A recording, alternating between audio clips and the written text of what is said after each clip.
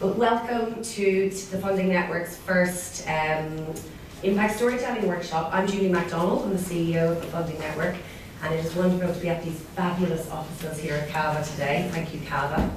I'd like to start by acknowledging the traditional custodians of the land, the Gadigal people of the Aurora Nation, and I pay my respects to their ancestors past, present and emerging. And what better to do today than to also acknowledge the traditional storytellers of this great land of Australia and their commitment to passing down stories in so many forms and celebrating its form.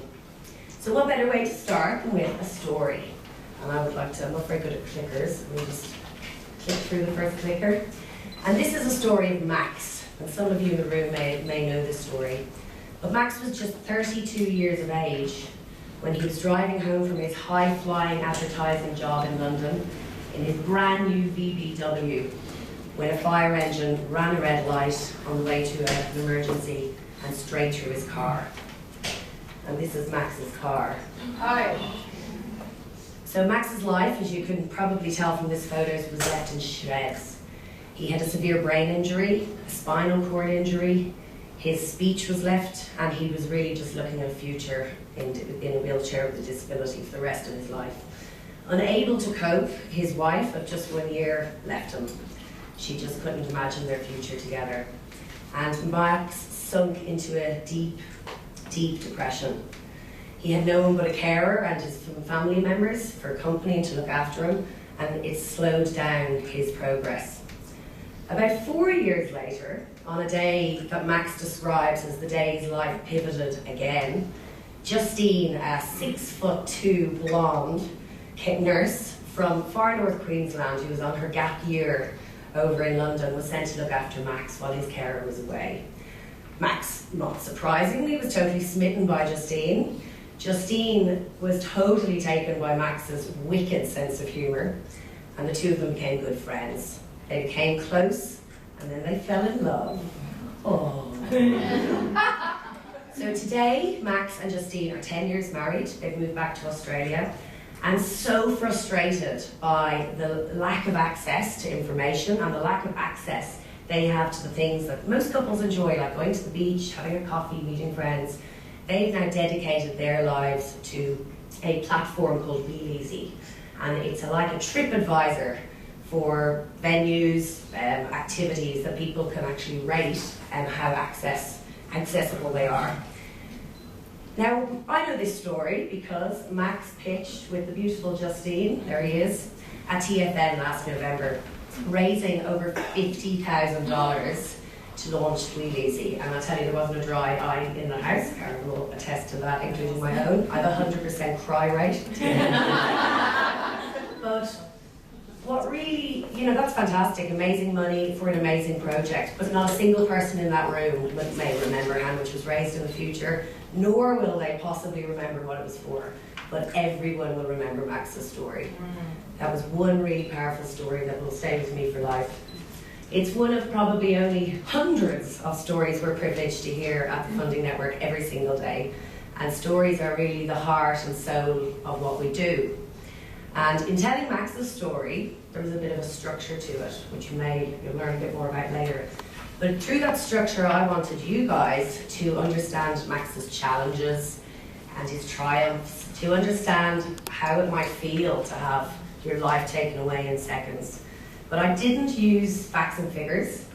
I didn't use statistics about road injury or disability. I just told Max's story. One story that is actually representative of thousands of people that I bet you will remember at the end of this day. So being from a proud nation of storytellers, Irish, it might surprise you to know that in ancient Ireland, all stories were passed down orally. And they were done that through the storyteller, or ard queen. I bet I've got that wrong, very much. But the storyteller was actually revered in the community second to the king. They were the most important person in the community next to the king, and they travelled from community to community telling the tales and passing them down, and that's why it's one of the sort of richest oral histories in the world. And what we might say is here in Australia, through Indigenous storytelling, in ancient Ireland, through the storytellers, it was a way of preserving culture and locking culture in. But today, in a digital world that moves faster than speeding light, we can use the exact same form to shift culture and to promote action and to get a different result. So before I hand over to someone far more qualified to talk on this subject, I want to tell you one final story from ancient Ireland, and it's how to enjoy a good bottle of red. So the first thing to do is open the wine and let it breathe. If it does not appear to be breathing, start immediate mouth to mouth. So we'd like to hand over now to the wonderful Karen, who's a TFN coach, and she is going to step you through all those things I touched on very briefly. So welcome, Karen.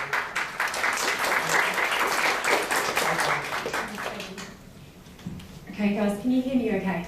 Excellent. So thanks Julie. Whenever I hear Max and Justine's story, I get goosebumps. It's such an inspiring story, even when Julie tells it.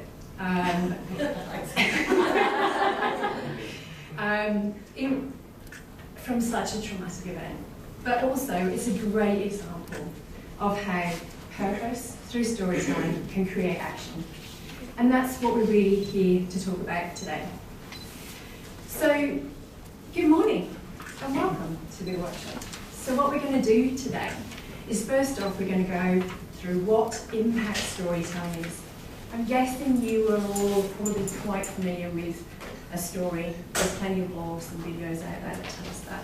But what is impact storytelling and how can it make a difference to your organisation? So we look at science, and as marketeers, we turn that into what does a story really contain. And there are, for me, whenever I create a story, there are 4 elements. It has to be relevant. So it has to be important and matter to the person that you're talking to. Back to Seth Godin's quote, it's about work that matters for people who care. So make it relevant to the person that you're trying to talk to. Make it relatable. It has to be in common with something that they would face every day. So in Max's story, when he tells it, and Julie, I think you told it too, which is he got up one day, he was driving home from work on an ordinary day, and so he was driving home from work. Most of us in the room will drive home from work or drive to school or pick up the kids. And so we can relate to the fact that we can jump in a car and within 30 minutes we can have our life changed. So we can relate to Max's story because of that. In the Ben and Jerry's example, we can either eat ice cream or not eat ice cream, but everyone in the room can empathise with, oh, you can't enjoy ice cream, or I love eating ice cream. So you connect with that story in that way. Authenticity, as everyone in the room will probably realise, is absolutely key. So talking from the heart, being genuine and trustworthy. As Judy tells it, she tells that story with so much passion and feeling about there not being a dry eye in the room, and there really wasn't.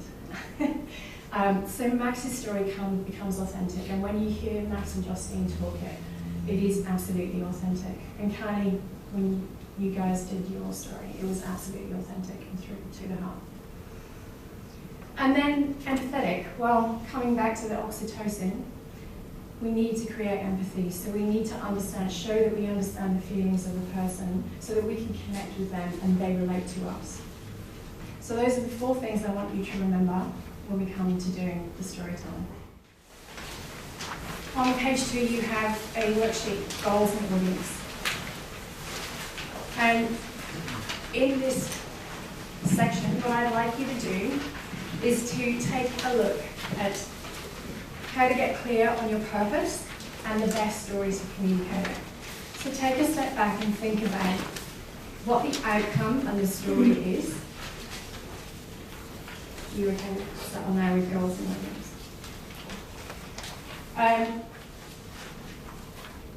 Think about what your story is. So the outcome here is not the action you want me to take, it's the outcome or purpose of your organisation and how you communicate that.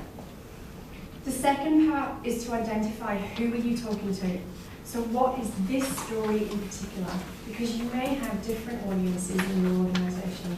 You may be talking to funders, you may be talking to beneficiaries, you may be talking to customers. Think about who they are be specific in their detail and their situation so you can connect that story with them and connect your purpose to why it's important to them. And then finally, we want to focus on what result, so the singular goal to make this happen. So what result do you want it to achieve? So if we look at Max's story was absolutely telling his purpose about his drive for better accessible information in Australia. His customer in that instance were funders, so he was very clear about what he was saying in that story to initiate the empathy response and what he will deliver for people in Australia so that funders gave him the money. And his result? Absolutely, he wanted $50,000. Digital storytelling is so important in our world today. So you might be using other methods, but digital is going to form part of that story. So there's a report. If you're curious about how digital storytelling is working and the different methods and ways you can reach people, Rockefeller have done a report on digital storytelling for social change. So it's for purpose, but I think there's stuff in there that's really useful for profit. You can find it as a link in the documents that you in the worksheets. But it talks about the difference when you would use a blog, when you would use social media. But what they recognise, and what I really love about this report, is that they recognise the fact that storytelling is powerful. But they also recognise that while we have so many options, our media is so fragmented, and a marketer or a communicator or a storyteller's job is so much harder than it was 20 years ago. It's never been more difficult. So it is hard. It's not easy. So when you're struggling, just remember it's not easy, because getting cut through in the world we live in today, breaking through that noise is not easy. So one of the ways in which we do that is through visual impact. What we need to do on social media is we have about 3 seconds to stop the feed. You have about 6 seconds, I think, for someone to decide whether they're going to stay on your website page. And I think we're watching and consuming about 1 billion YouTube videos a day. So it's obviously critical. But visuals and video is going to be the future. So in terms of tools, what is there out there to use? Well, there is a plethora. But today, we are in these beautiful Canva offices. So we just want to talk for 2 to 3 seconds. Does anyone in the room use Canva? All of you, fantastic, that's amazing. Why? It's accessible. It's easy. Yeah. It's free. And it's quick. Yeah. Yeah. That's a good point too. It's also, so it's very quick, it's very easy. But coming back to your question about, how do you find a story, and then how do you know if it's good? You can do different tests and get lots of images quickly done in Canva to test the message and the impact of that information. So it's really quick and easy in terms of doing it. I'm so pleased you're all using Canva today. The other thing to say though is we do a lot of video with the clients that we work with, but we're also using a lot more animation. So we're mixing up what we put into our digital with animated communication of a series of images that go quickly. And if you were obviously doing a very professional video can cost more money, so you can either do it authentically, but if you want something that is not too authentic recording on an iPhone, you can consider animation and rolling GIFs, because they are cutting through. And the reason why they're cutting through is that almost everyone is moved to video. So there's a space in the middle to do something slightly different. So if you haven't checked out Canva Animator, has anyone using it? So Canva have a second tool, which is Animator. So it works very similar in a way to the image creation tool, but it allows you to create GIFs and turn them into videos to put into social. So a bit of a tip there, if you don't want to go in a really authentic iPhone, smartphone video route and you can't afford true professional video just yet, there's a space in the middle, and with a couple of clients we're mixing that up. We're doing some video and some animation that's really cutting through. Pixar in particular are putting a lot into LinkedIn that are animated GIFs, so it's just something to check out.